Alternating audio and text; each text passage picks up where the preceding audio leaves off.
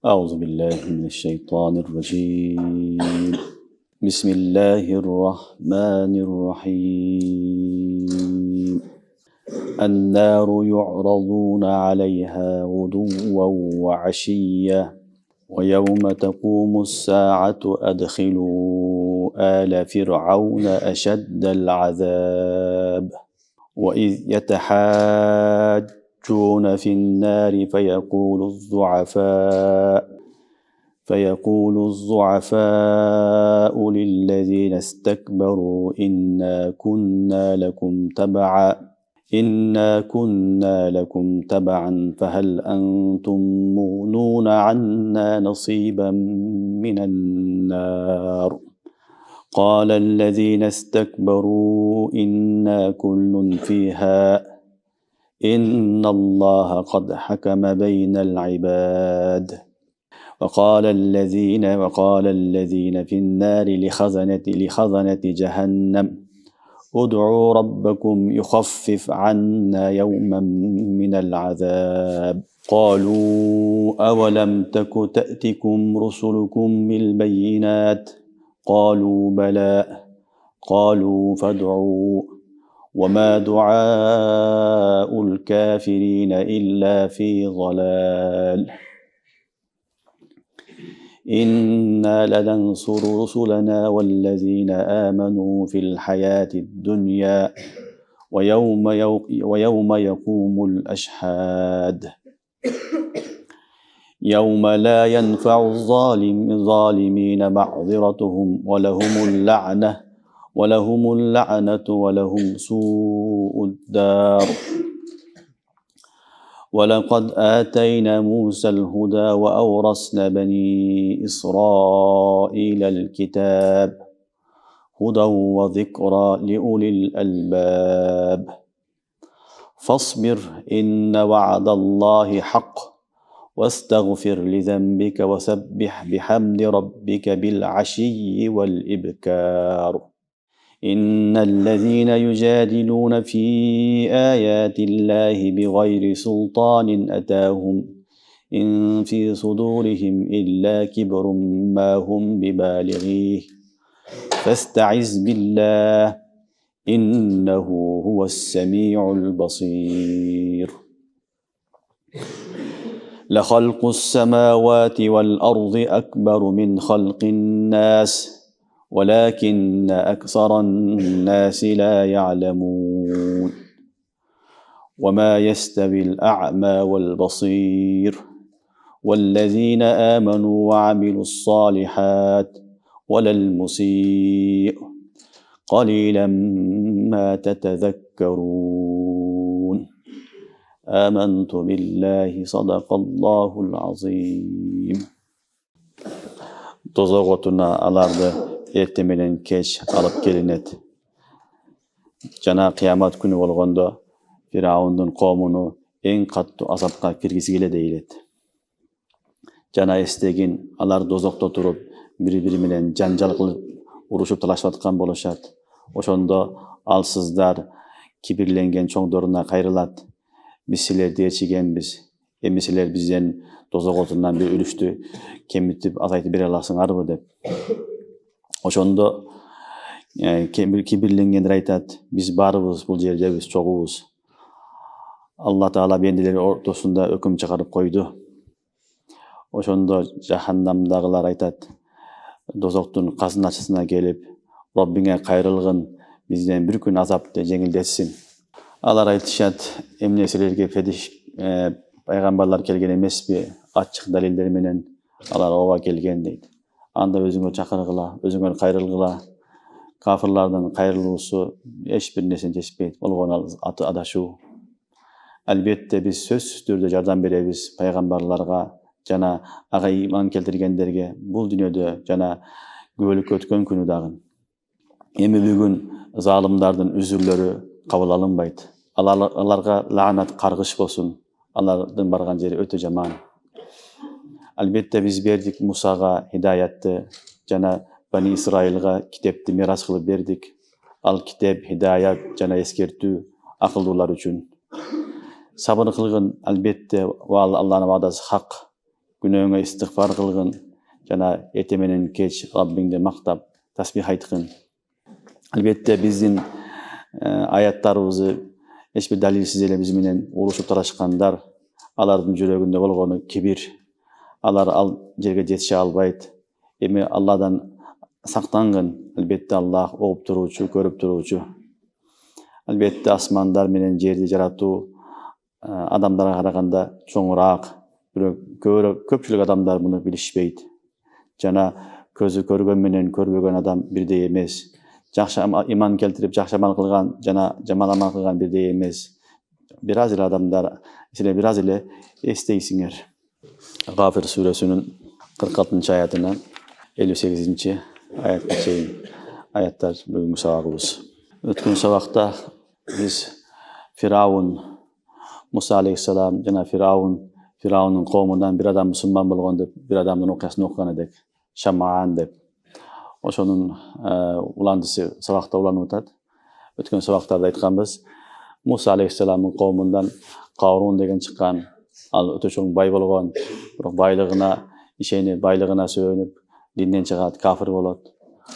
Al emi Firavun'un kavminden kebir rivayetlarda, tarihi rivayetlarda özünün bir tuğan agasının balası ne bolat? Müslüman bolat, Şam'an. Müslüman bolup Firavun'a kelip ne kılat? Musa aleyhisselam'a jardan beret. Oşonun üçün adam balası özünün kavmuna, özünün urusuna, özünün bayağınday tegine köp sıymıktangan bolbayt. Allah kadir zat jakşı adamdın urpağından jaman adam çıkarıp koyuyordu. Jaman adamın urpağından jakşı adam çıkarıp koyuşu mümkün. Peygamber'in urpağından Qarun'u çıkarıp koydu. Musa aleyhisselam'ın urpağından. Firavun'un urpağından kimdi? Bir tuğan Şam'an'ı çıkarıp koydu. Gördüңөр mü? Firavun'un üyünde Asiye enebizdi Allah Teala terbiyelep koydu, İslam'a keltirip. Oşonun üçün adam hiç kaçan özünün urusuna, özünün bayağı ata tegine maktangan, sıymıktangan bolboygon nerse.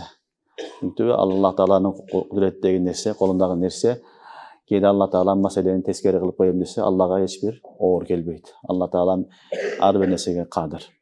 Hem oşol adam çıkıp oşol yerde ey kavmum diye aytıptaydı. Ya kavmi mali ad'ukum ilen necah ve ted'unani ilen nar ted'unani li ekfura billahi ve uşrike bihi ma leysa li bihi ilm ve ana adukum ilel azizul gaffar la cerama enne ted'unani ileyhi deb ila ahirihi. Ya kavmim dep çıkıp ne kıldı? Musa aleyhisselam jaktadı. Musa aleyhisselam da aytdı, bolgonu Kuday degen üçün öldürösüңөр bu dep ne kıldı? Düşündürdü. El düşünbegenden keyin Firavun'un kavmi büt bardığı uşul adamды da öldüröbüz dep çıkıştı. Öldüröbüz, bul dagı bizge karşı çıkıp atar, bizge düşman bolup çıktı, özübüzün üyden çıktı dep ne kıldı? Karşı çıkıştı. Öldürgenge hareket kılabız dedi. Biroq Allah subhanahu wa taala özlerini öldürüp jok kıldı. Musa aleyhisselam'dı, bayağı iman keltirgen mümindi, Şam'an'dı, bardığını Allah saktap koydu. Ona uşul bolgon ayatda, uşularda aytılıp atat. Ötkün sabakta "Fabaqafullahu seyyiatu ma makaru." Allah Teala ana saktap koydu, alardın jamanlıklarından. Ve haqa bi ali firavuna su'ul azab. Emi orop kaptap kaldı Firavun'un ümülösünü su'ul azab, kattu azab. Jaman azab Firavun'un ümülösünü kattap kaldı degen ayet. Emi dozok kanday bolat, dozokko çeyinki ahval, barzak jaşosu kanday bolat, keyinki ayette Allah Teala aytıp atat. Birincisi ne oldu? Al öyle kutulup kalgan jeri jok. Ve haqa bi ali firavuna su'ul azab, garq boldu. Çöktü, ölüp ketti. Biroq oşo menen kutulup kalgan jeri jok. Al çöktü, andan keyin barzak jaşosu bar, andan keyin ahiret bar. Oşol 3 ahvalda Allah subhanahu wa taala Kur'anda bayandap atat. Emi al ölgönden keyin ne oldu? En-naru yu'razuna aleyha guduwan ve ashiyya. Dozokko alardı erte menen keç alıp kelinet deydi. Ve yevme tequmu sa'a. Emi kıyamet bolgonda adkhilu ala firavuna ashaddal azab. Emi Firavun'da öte kattu azapka kirgizgile degen ayet. En-naru yu'razuna aleyha guduwan ve ashiyya. Bu barzak jaşosu. Alar erte menen keç dozokko barat, dozokko alıp barınat degen sözün manası bu dozokdan aldığın kabır jaşosu. Kabır del alarga Allah subhanahu wa taala neni gösterет? Azap gösterет. En-naru yu'razuna aleyha guduwan ve ashiyya. Guduwan ve ashiyya degeni erte menen keç degeni. Hakiki manası da oluşu mümkün. Erte menen bir barat keçinde bir alıp kelip gösterет degen söz. Senin barattıgan jerin uşul, erteң barzak bütse jaşosu, erteң barıp küyösün dep Allah göstergen boluşu mümkün. Экинчи маанасы мухавара маанасы болушу мүмкүн. Удува ва ашия, эртең менен кеч деген ар дайым. Ар дайым деген маанасы бар. Ушуну сен эртең кечке кыла бересиң дейт го, бул деген сөз ар дайым деген сөз. Ошон үчүн удува ва ашия, ар дайым деген дагы маанасы бар. Эми аларды эмне кылышат? Ан-нару ю'радуна алейха удува ва ашия, аларды эртең менен кеч ар дайым ошол дозок отунан алдын, жаханнамдан алдын эмне кылат экен? Кабыр азабына алып келинет. Кабыр азабына алып келинет. Алийязубилла, Алла баары сактасын. Кээ бир риwayаттарда жаман кара бир куштун сүрөтүндө алып барат дейт. Кандай болот? Алла таала өзү билет. Куранда ушундай айтат. Ан-нару ю'радуна алейха удува ва ашия. Биз жашап аткан жашоо, туугандар, Алла субханаху таала Кур'ан-ы Керимде 3кө бөлүп баяндайт. Бирөөсү мына ушул хаят. Азыр жашап атабыз биз жашообуз. Андан кийин барзак жашоосу бар. Барзак жашоосуну кабыр жашоосу деп айтылат. Кабырдагы жашоо. Үчүнчүсү ахирет. Кур'ан-ы Керим мына ушул үчөөнү көп баяндайт. Үчүнчүсү ахирет. Азыр биз мына жашоодобуз. Эртең адам каза болгондон кийин, көзү жумулгандан кийин бүт бардыгы каалайбы, каалабайбы бара турган жерибиз барзак жашоосу болот. Барзак жашоосу бул мына жашоо менен ахиреттин ортосундагы жер. Ушул жерди барзак жашоосу деп айтылат. Ушунду кабыр жашоо деп айтылат. Кабыр деген сөз, барзак деген бир нерсе. Биз кабыр дегенде баягы көмүп койгон кичинекей жерди түшүнөбүз. Бул деле кабыр, бирок акыйкат ал эмес. Кабыр деген ошол алам.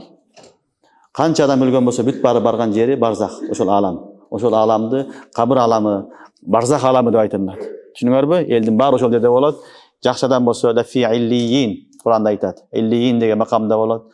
Жаман адам болсо лафи сиджин, анын рухтары сиджин деген жерде болот. Алла баары сактасын. Ошон үчүн адам каза болгондо денеси гана коюлат ал жерде кабырда, денеси гана калат, рухтары чыгып кетет. Ал барган жери эмне болот экен? Барзак жеринде болот. Эми ошол барзакта да жашоо бар туугандар. Хаят бар. Барзакта хаят бар. Ал жерде кабыр азабы да болот, кабыр неаматы да болот.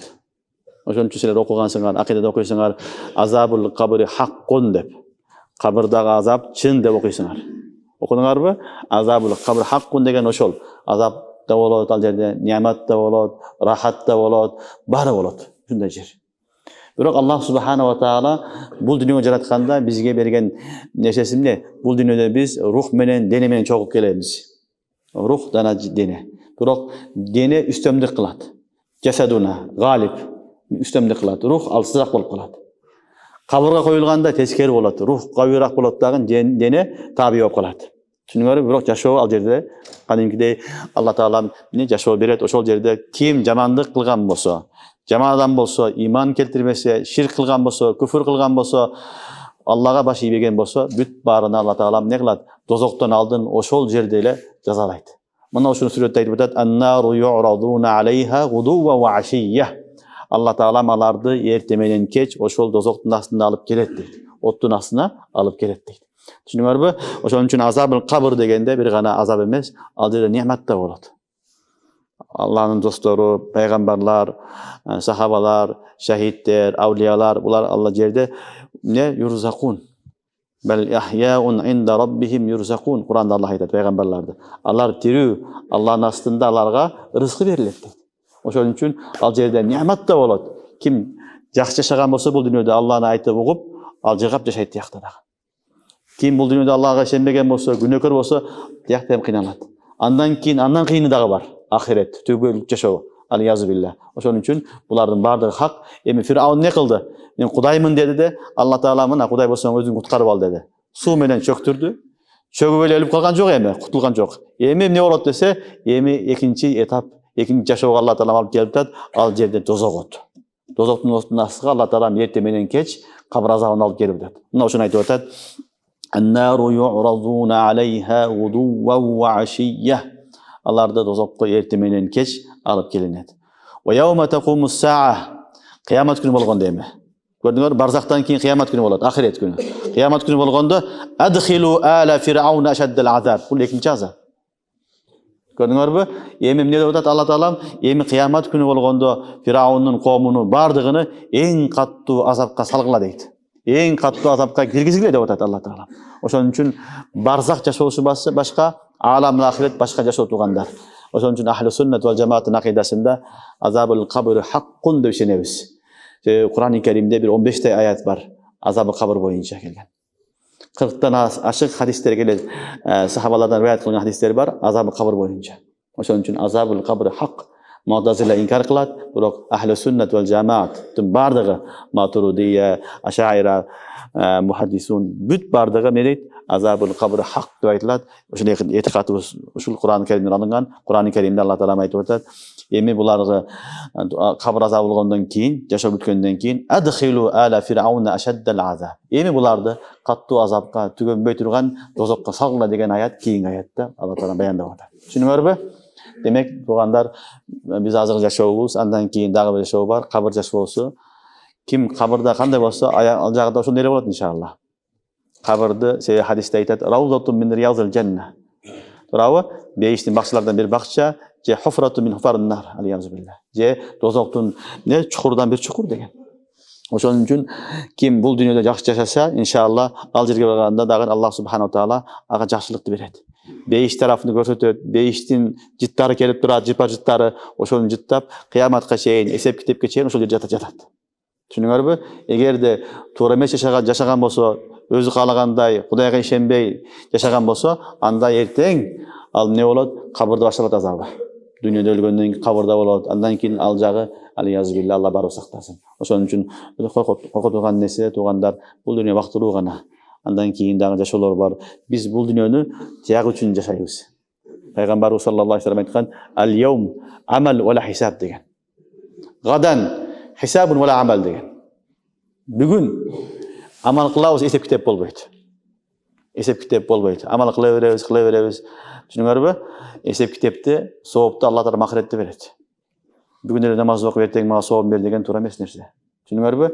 Эртең бир күн келет кабырда. Хисабун ва ла амал. Эсеп китеп гана болот, амал жок эми. Амал кылайын, кайтып барайын, жакшы адам болоюн, намаз окуйын, мындай кылайын дейсин, бирок кайтканга, амал кылганга мүмкүнчүлүк жок эми.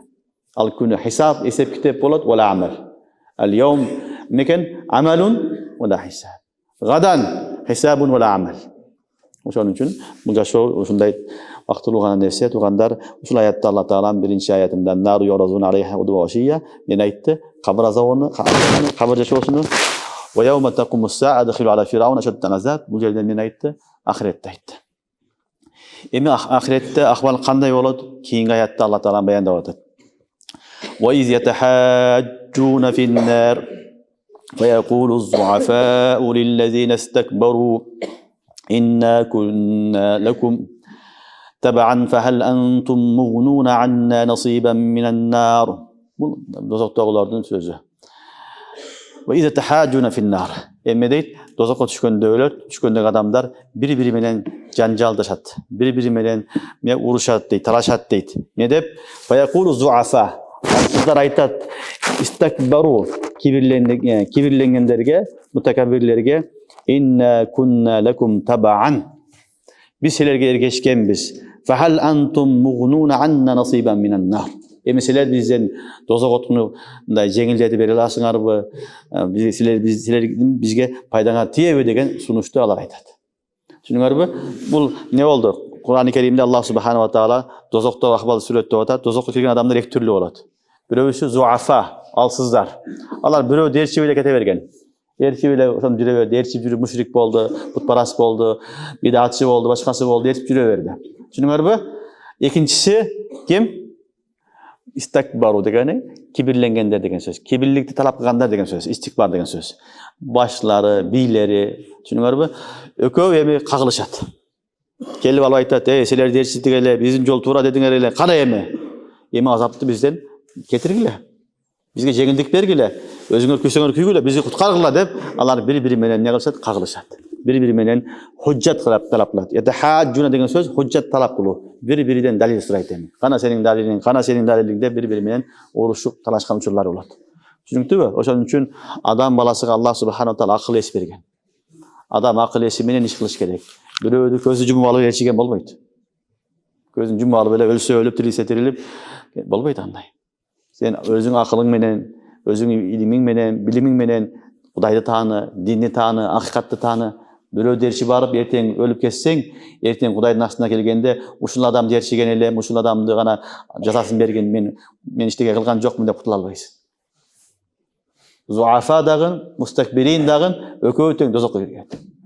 Түшүнүңөрбү? Ар кимиси өзүнүн кылган жолуна, ишине жараша жообун алат. Албетте зуафага караганда мустакбиринге көбүрөөк азап берилет, себеби буларды да адаштырды. Ага дагы азап көбүрөөк берилет, бирок баарына берилет. Мен мындай болот элем, мындай кылбайт элем деп кутула албайсың дейт. Ошондуктан туугандар, дүйнөдө Аллах Таала акыл берген, акыл менен Кудайды таанып, акыл менен иш кылыш керек. Элдин баары эмне болсо ошо боломун деп ээрчип алган болбойт.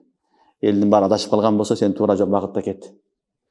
Мен эле ушундай кыламын дебе. Сен өзүң ушундай кыл. Пайгамбарлар жалгыз келген. Элдин баары башка багытта болгон. Бирок акырын дин таркап, мына ушул алхамдулилlah ахвалга жеттик. Ошон үчүн адам акылы менен Кудай тааныш керек, акыл менен дин тааныш керек. Мына ошону айтып атат. Ва из ятахаджуна. Эми кыямат күнү болгондо дозоктогулар туруп алып, бири-бири менен эмне кылат экен? Талашат, кыйналышат, урушат, кагылышат. Ал сиздар истекбару, кибирленгендерге, өзүнө кибирленип алган адамдарга, башчыларына, бийлерине кайрылат экен. Инна кунна лакум табан, фахал антум мугнуна анна насиба минан нар. Биз силерге эргештик, эми силер бизди куткаргыла, бизге жардам бергиле деп алардан суранат.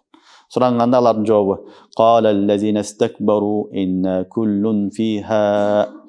Ошондо кибирленгендер айтат: Inna kullun fiha. Бул жерде баарыбыз бирдейбиз дейт.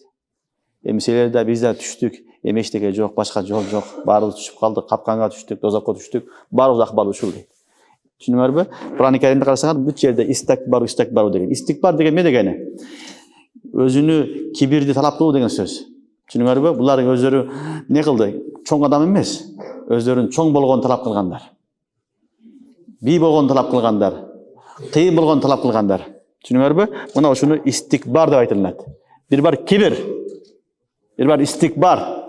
Буларда эчтеке жок. Булар өздөрү элдин астына чыгып, өздөрүнү чоң көрсөткөн, өздөрүнү кибирлүү көрсөткөн, ошону талап кылган. Ошондо Аллах Таала Кур'анда кайра айтып атат: "Ва qala allazina istakbaru", ошол кибирлик талап кылгандар айтышат экен: "Инна kullun fiha". Баарыбыз бул жердебиз. "Инналлаха qad hakama baynal ibad". Аллах Таала бендилер ортосунда өкүм чыгарып койду. Баары бүткөн, эми ушул жерде баарыбыз калабыз деди.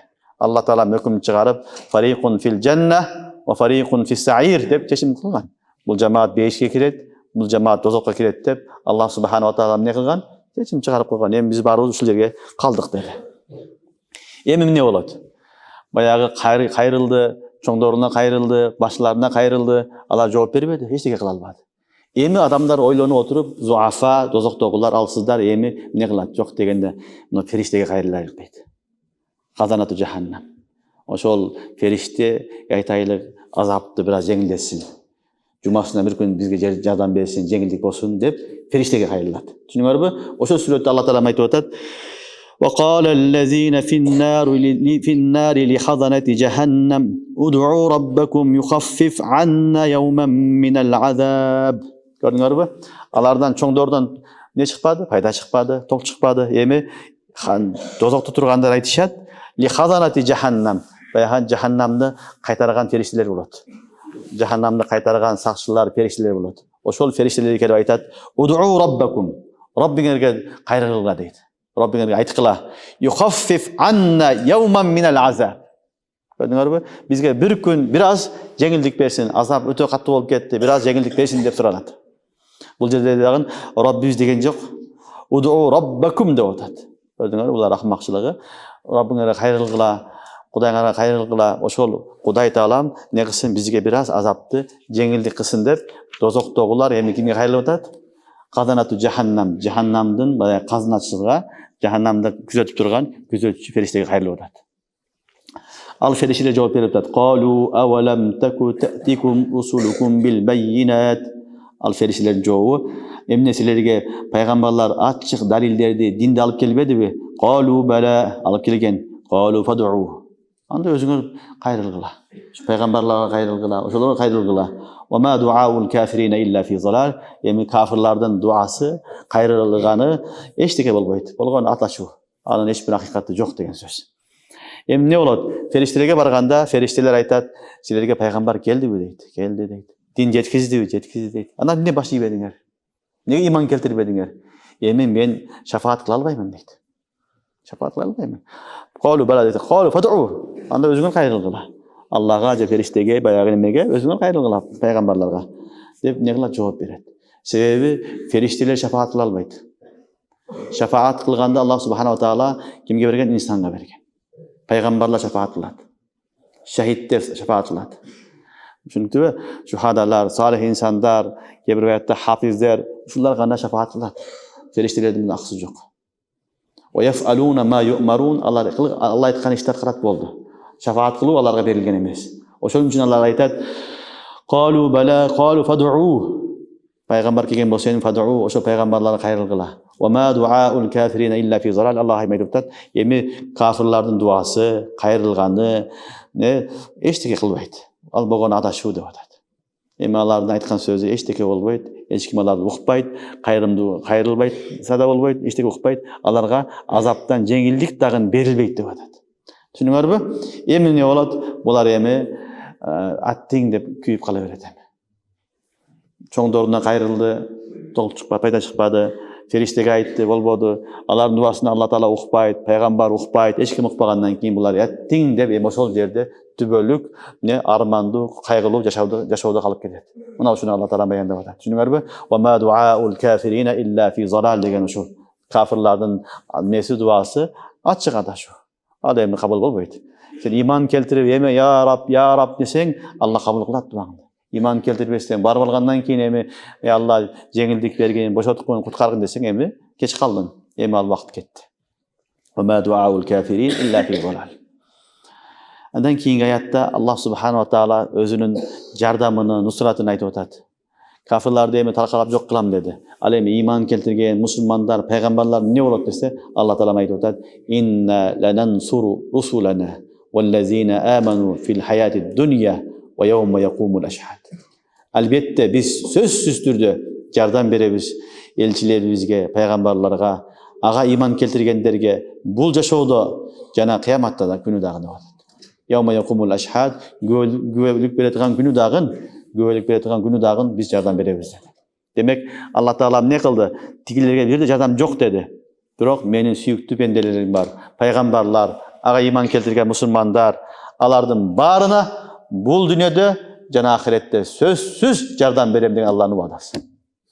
Çünkü oşon üçin Allah'ın wa'dasynda hiç bir şek jok dugandar. Allah'ın jardamy, nusraty biz menen bir gana iman gerek, işenim gerek boldu. Demek inna lanansuru. Gördüňerbi? Inna takit menen, lamyn takit menen gaýra aýtdyk. Albatta sözsüz biz jardam berebиz peýgamberlerimize. Mana peýgamber sallallahu aleyhi ve sellem Allah jardam berdi. Ne kıldı? Peygamber sallallahu aleyhi ve sellem misalı alsak jardam berip Allah Taala Badır'da kafirler utulup kaldı. Ölüp ketdi. Turaby.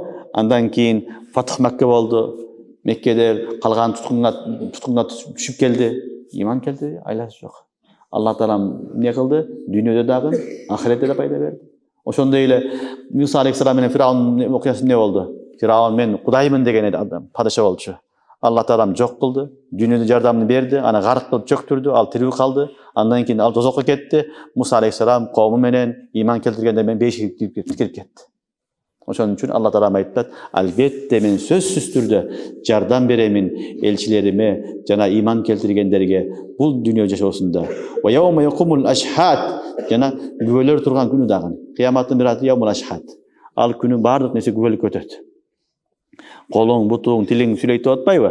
Oşol gün har kimdin özü dalili bolat. Oşol günü dagyn har bir adamdyň güwesi özü menen bolgan günü dagyn Allah Taala ne dep atat? Men söz türde öz iman keltirgenlerdi, peýgamberlerden baryny ne kılamyn dedi? Jardam berem dedi. La şakka fi. Andan keyin Rasulullah ve yawma la yenfa'u zalimina ma'ziratuhum. Emi kıyamat günü bolganda zalimlerden üzürü şultosu paýda berbeýt deydi. Wa lahumul la'na. Alarga Allah'ın kargışı lanat bolsun. Wa lahum su'ud dar. Üýlerden eň jamany, yerlerden eň jamany alar üçin gana degen ayat. Gördüňerbi? Allah Taala musulmanlarga, peýgamberlerge jardam berem degenden keyin ekinçi tarafta aýtyp atat. Yawma la yenfa'u zalimina ma'ziratuhum. Zalimlerden üzürü kabul alınmayt dedi. Zalim, en çoğun zalim kafir. Zulüm ne degen? Vaz şey fi gayri mahallihi. Xuday tanıma koygan bu da zulüm da. En çoğun zalim küfür. Çünkü kıskası küfürden tartıp kança zulüm olsa bari kirip ketedi. Zalimlerden la yenfa'u zalimine ma'ziratuhum. Üzür kabul kılınmaydı deydi. Endi kıyamet günü kelgende uşunday olup kaldı, birөө derçip aldı, mындай болуп kaldı dep üzürüңdü айтсаң, şultoğuңdu айтсаң, kutula albaysın deydi. Alardın şultoğusu, alardın üzürü payda bermeydi. La yenfa'u zalimine ma'ziratuhum ve lehumul la'nah. Allah'ın kargışına kalgan. Allah'ın kargışına kalgan adamlar, alarda Allah Teala muhbayt, Allah'a hiçbir yardımcı yok. Ve lehum su'uddar. Üçüncü azabı. Allah'a dozok. Su'uddar dozok. Allah üçün en jaman yer dep atadi. En jaman yer Allah saktaсын dozok.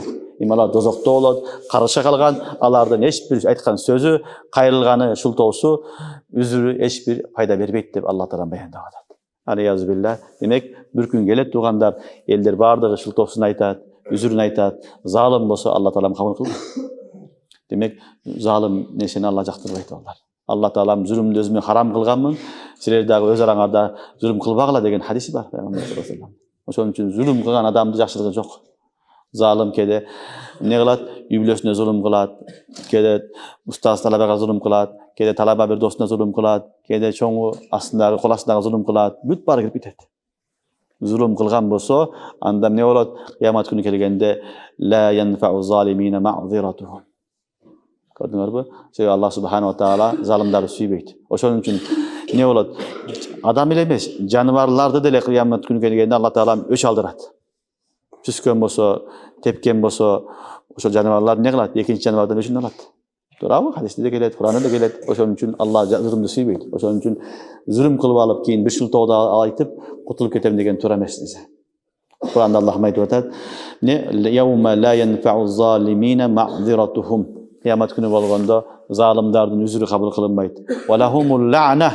Allah karışa kalganlar. Ve lehum su'uddar. Dozoktun en jaman jeri, en jaman jer ondan uşul adamlar üçün dep atadi. Andan keyin Allah Subhanahu wa Taala Musa aleyhisselam'a bergen nematlarını esketip atadi. Ve laqad atayna Musa'l huda. Elbette biz Musa'ga hidayet berdik deydi. Ağa to'g'ri yo'l ko'rsatdik deydi. Ve avrasna bani İsrail'el kitab. Cenab-ı Bani İsrail'ge kitapni miras qilib berdik dep atadi. Bani İsrail bu Yaqub aleyhisselam'ın baldары. İsrail Yaqub degen söz. Tushundinglarmi? Yaqub aleyhisselam'ın baldaridan ne qildik deydi? Oşul kitapni miras qilib berdik deydi.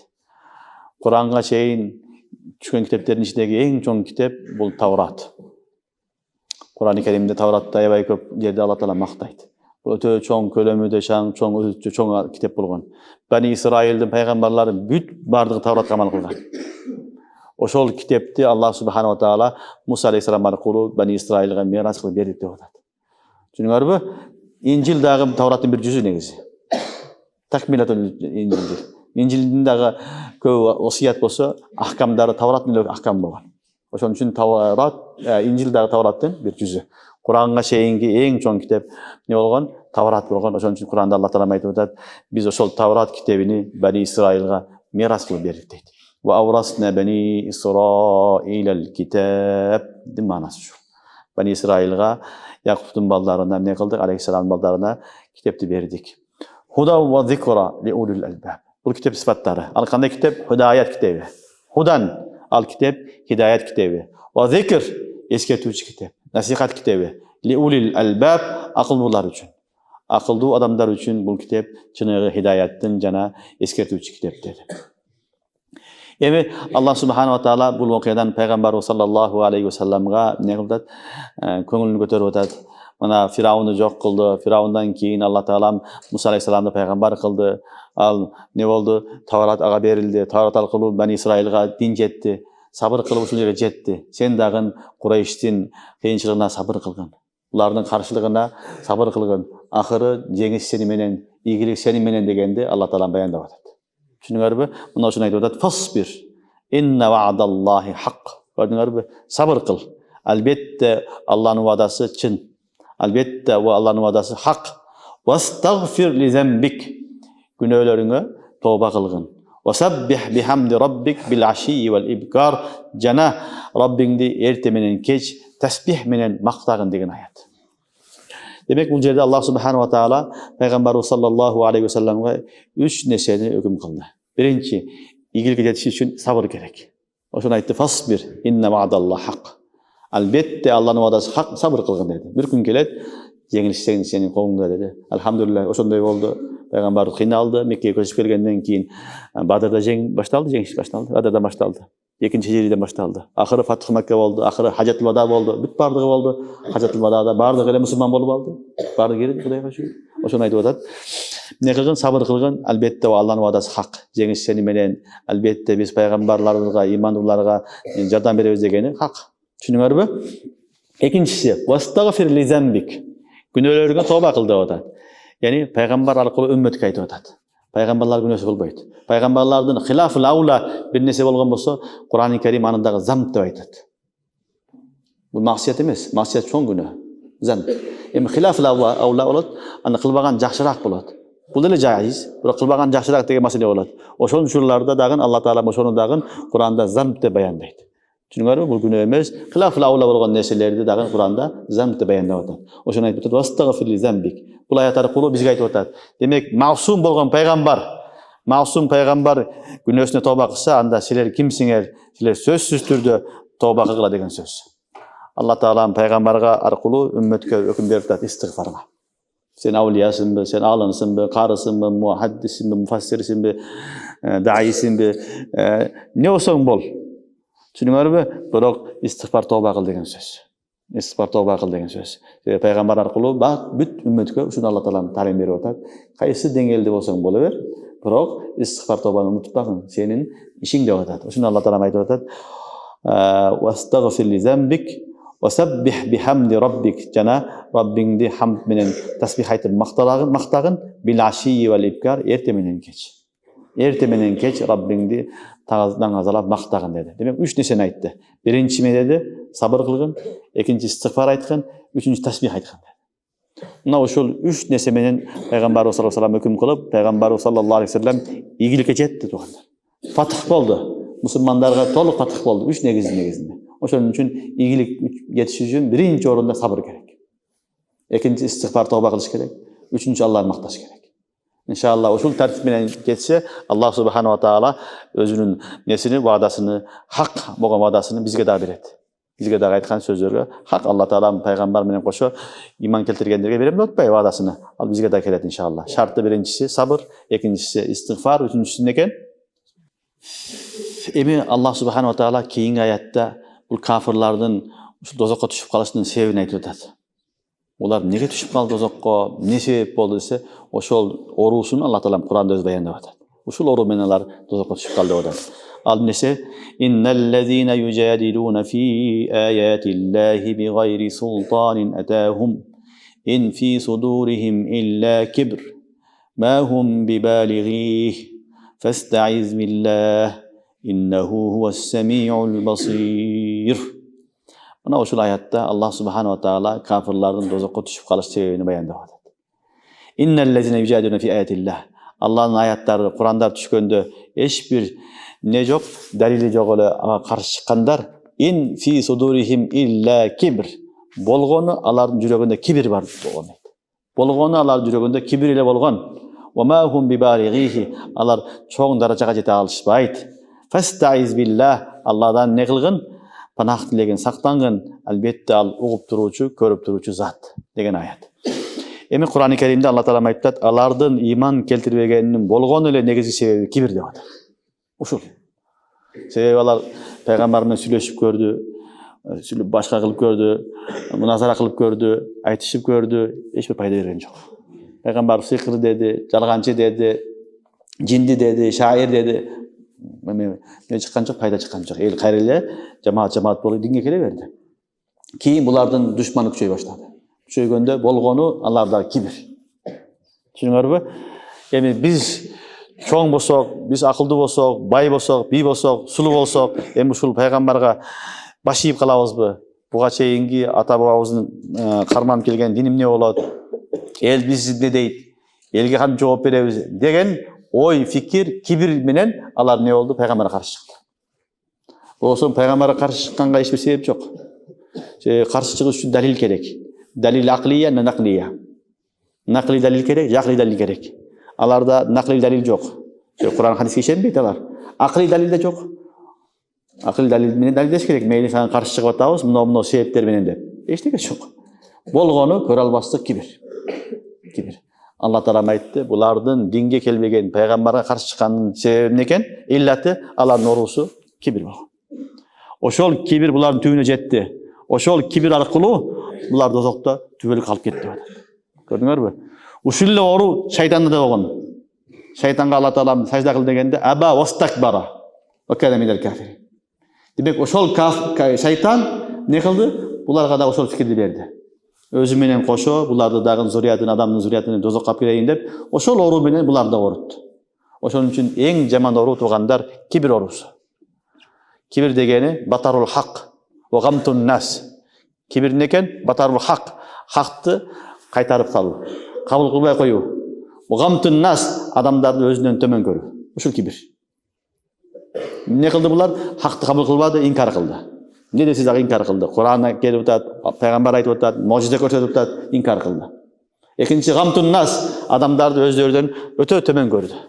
Экинчи сорт, үчүнчү сорт. Өздөрүн өтө бийик сезип алган. Түшүнүңөрбү? Бул эң жаман ору, эң жаман ору. Бүгүнкү күндө дагы адамдын бузулганынын эң негизгиси ушул кибир болот тугандар. Кибир менен ооруган адамга хидаят келиши кыйыныраак болот.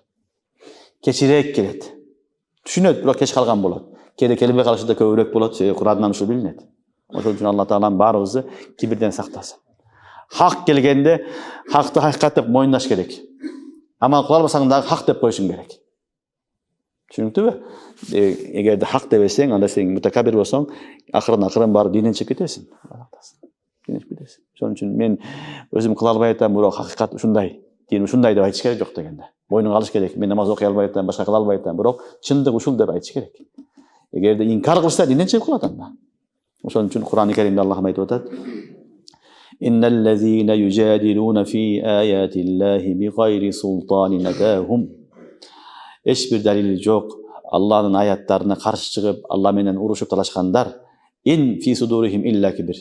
Бетте нафия ин, андан кийин илля истисна кылып туруп кибир. Бул не болду? Хасырды айтып атат. Түшүнүңөрбү? Иннамал а'малу бинният дегендей бетте хасыр менен айтып атат. Ин фи судурихим илля кибир деп. Болгону алардын жүрөгүндөгү оорусу эмне экен? Кибир. Түшүнүңөрбү?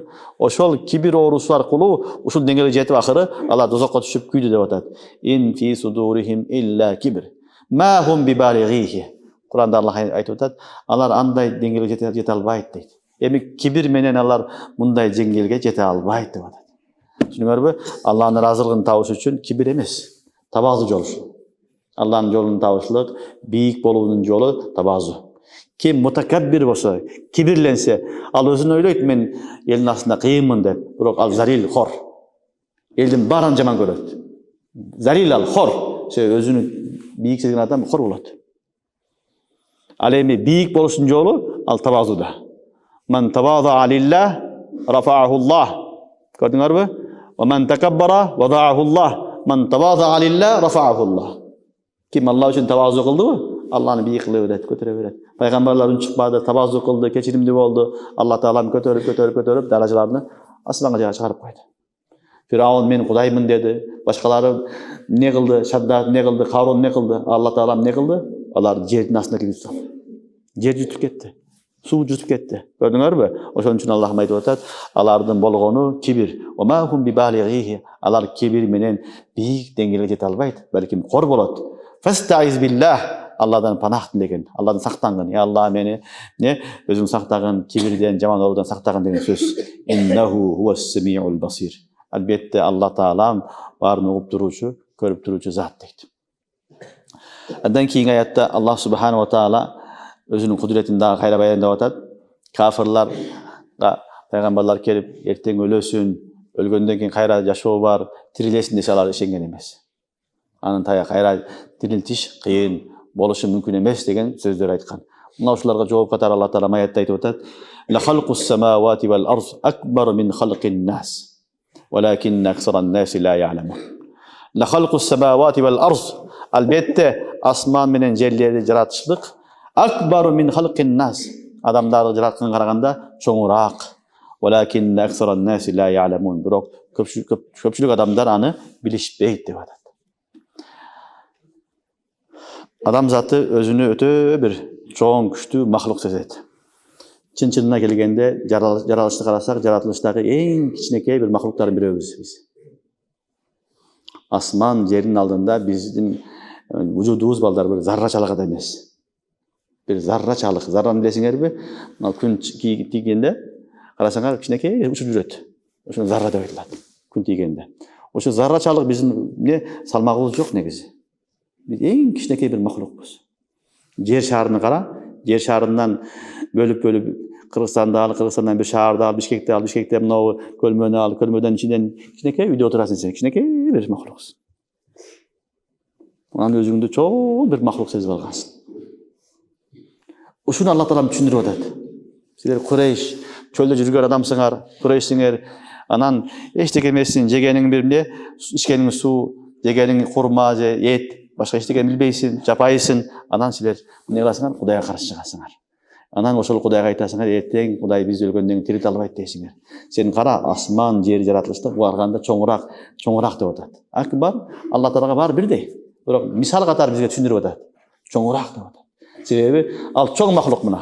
Бүгүнгө чейин асман менен жердин акыйкатын эч ким биле элек. Биле албайт.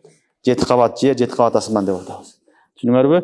Мына биздин жашап аткан жер шарыбыз билесиңер, чоң дегенибиз менен күндүн астында кичинекей бир махлук, зарра болуп калат, зарра. Биздей эле. Мына ушул жер шары күндүн астында кичинекей зарра. 150 миллион жер шары күнгө батып кетет. Көрүп атасыңарбы? Ошол 150 миллион жер шарыны алып топтосоң, ошонун баары барса күнгө батып кетет. Ушунчалык чоң махлук. Андан чоң махлуктар бар. Бардыгы жашап атат. Булар бардыгы 7 асмандын астында. Көрдүңөрбү? Ошон үчүн 7 кабат асман, 7 кабат асманды пайгамбарыбыз саллаллаху алейхи айтат, курсинин астында, не дейт? Талаада турган бир жүзүк сыяктуу деген. Эми ойлой берсең, ушундай Алланын чексиз махлуктары бар, чоң. Аналда сен кимсиң? Ушул чеги жок чоң асманды, жер жараткан зат сени кайра өлгөндөн кийин тирилте албай калабы? Ал бул акмакчылык. Түшүнүңөр, ушуну Аллах айтып атат. Ла халқус самавати вал арз акбару мин халқин нас. Албетте асман жерди жаратышлыгы адамдарга караганда чоңураак нерсе. Валакин аксаран наси ла я'ламун. Бирок көпчүлүк адамдар муну түшүнбөйт дейт. Ва ма яставил а'ма вал басир والذين آمنوا وعملوا الصالحات ولا المسيء قليلا ما تتذكرون. Бүгүнкү акыркы аят Аллах айтып атат, эч качан көзү көргөн адам менен, сокур менен көзү көргөн адам бирдей боло албайт. والذين آمنوا وعملوا الصالحات, жана иман келтирип жакшы амал кылган, жана жаман адам бирдей боло албайт.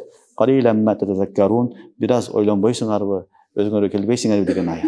Демек, Алла Таала ахиретте эки жамаатка бөлүп коюп атат. Анын себеби Алла Таала адилеттүү зат. Адилеттүү зат. Жакшы иман келтирдиби, иман менен жашадыбы? Ага жакшылык сыйын көрсөтөт Алла Таала. Сен ишенбедиң, туура эмес багыт жашадың, эми Алла Таала мага өзүнчө башка жазасын берет. Ошону Алла Таала мисал берип айтат, эч качан көзү көр менен сокур адам бирдей эмес дейт. Сокур менен көзү көргөн адам бирдей эмес дейт. Түшүнүңөрбү? Демек бир адам көзү көрбөйт. Экинчи адам көзү көрөт. Бирдей эмес да. Көзү көрбөйт адам ама, бул кафир. Көзү көргөн адам мусулман. Алланын таанып, динин таанып жашап атат. Ошондой эле жакшы амал кылган адам менен жаман адам айырмасы бар да. Экөө эч качан бирдей болбойт. Бул дүйнөдө бирдей болбогондон кийин ахиретте дагы, барзакта дагы бирдей болбойт. Мына ушуну Аллах айтып атат. Ва ма яставил а'ма вал басир والذين آمنوا وعملوا الصالحات ولا المسيء قليلا ما تتذكرون. Biraz ойлонгула, эстегиле деп атат. Демек, Аллах субханаху таала адилеттүү зат, кыямат күнү келгенде ар кимдин кылган амалына жараша амалдарды берет. Албетте, не болду? Биздин кайра тирилишибиз Алла Тааланын астында эч бир кыйын нерсе эмес. Алла Таала кадыр зат, өлгөндөн кийин жашоо бар. Ал жашоодо аяттарды окудук, барзак жашоосу бар, андан кийин ахирет бар.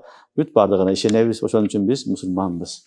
Алла субханаху таала барыбызга иманыбызды бекем кылсын, жакшы амалдарды көп кылсын, адаштырбасын. Субхана. Ассаламу алейкум. Алхамдулилlah.